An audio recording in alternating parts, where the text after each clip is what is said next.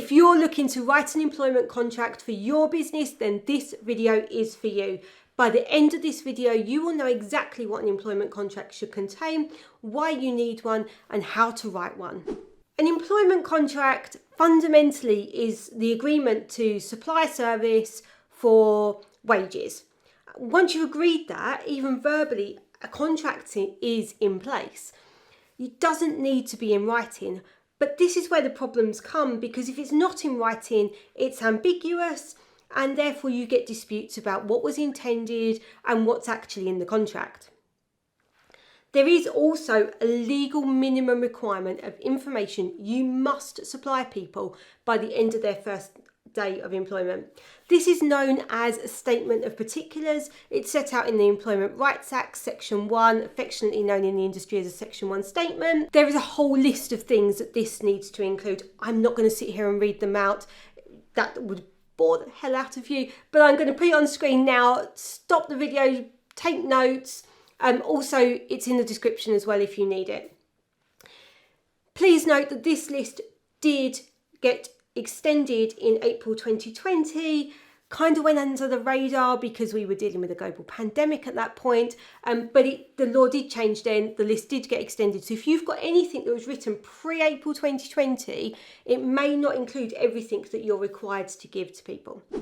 A statement of particulars is about giving people the information that they need. So key things like their hours of work, their wages, their holiday entitlements.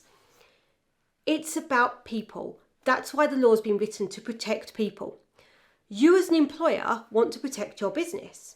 Your employment contract should go beyond the statement of particulars to really focus on what you need from people in your business to be able to protect your business.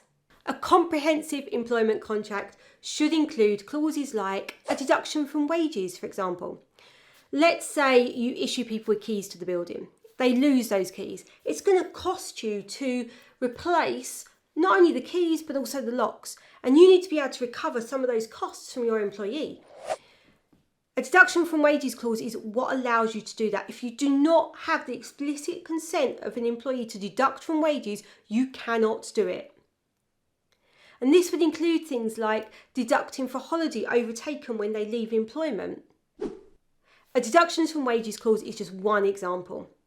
Other examples would include hours of work that are actually specific to your business. Now that may sound odd.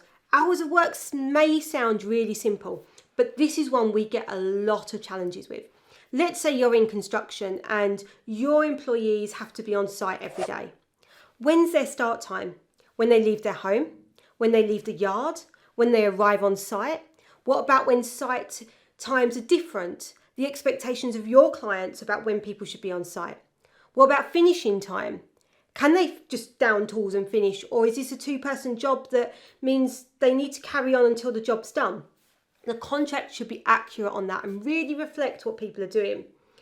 Another one we come across is nurseries, where they're set out the opening times of the nursery and that people should be in for those times, but don't include things like staff meetings before or after work. Training, for example. And that means that when you then want people in work for those things, you haven't got a contractual right to request that they attend. So making sure that your contracts absolutely fit what you need is really crucial. Other clauses you might consider might be things like flexibility clauses. The flexibility to put people onto other jobs in other departments on other locations, for example. And you might want to have restrictions around where people can work either whilst they're working for you or after they've finished employment with you. All of these things are about protecting your business, setting expectations of people, but making sure that your business is protected.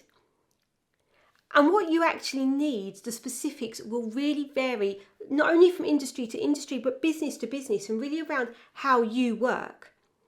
It's therefore important that a contract of employment isn't just downloaded from the internet or picked up from your last job. These are things we see a lot, but is really bespoke to what you need. And you really think about all of the things that you not only need now, but also might need in the future. And that's where things like your flexibility clauses come in as well. Sitting alongside an employment contract, I would always recommend an employee handbook. It's not a legal requirement as such, although there is things like a disciplinary and grievance policy that you are required to issue as part of that statement, but can be in a separate document, and the employee handbook is perfect for that. I've got other videos where I'll go into employee handbooks in more detail, but what they do is really set those expectations further, and I would recommend you make them non-contractual. So these are the things that aren't fundamental to the relationship, i.e. things like hours and wages, but are rules that you may need to change as and when the business progresses. And finally, when should you issue the contract of employment? Well, as I said earlier in the video, a statement of particulars has to be issued by the end of day one of employment. I recommend you issue the contract at the point of offer. You're asking people to devote time, a considerable proportion of their time. Why should they do that without knowing the terms and conditions? Would you want somebody to sign up that can't meet those terms and conditions only to find out later on that you've got a problem? In my view, it's best to be upfront, be really clear with people what you expect of them and what you'll give them in return. You're far more likely to get people successfully onboarded.